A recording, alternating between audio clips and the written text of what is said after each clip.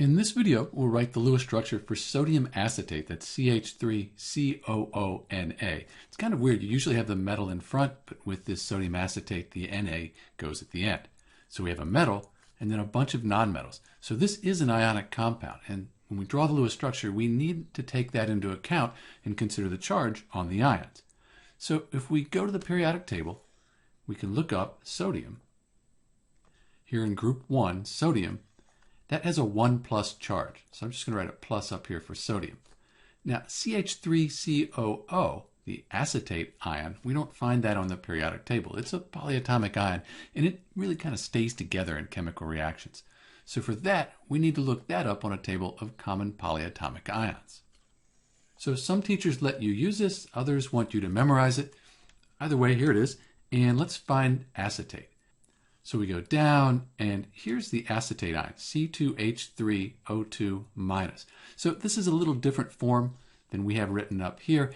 It all works out. Both have 2 carbons, 3 hydrogens, and 2 oxygens. You'll see it both ways.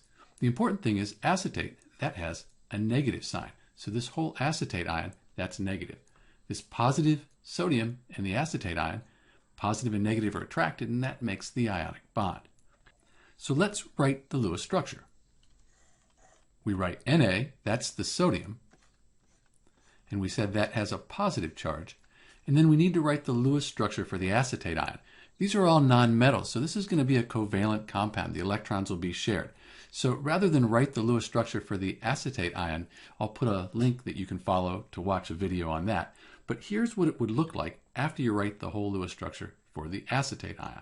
As we said, the whole acetate ion, that has the negative charge. The positive on the sodium, these are attracted, forms the ionic bond. We put the brackets around the acetate ion because when this bonded, the sodium, it lost an electron to the acetate, and that made it this negative ion.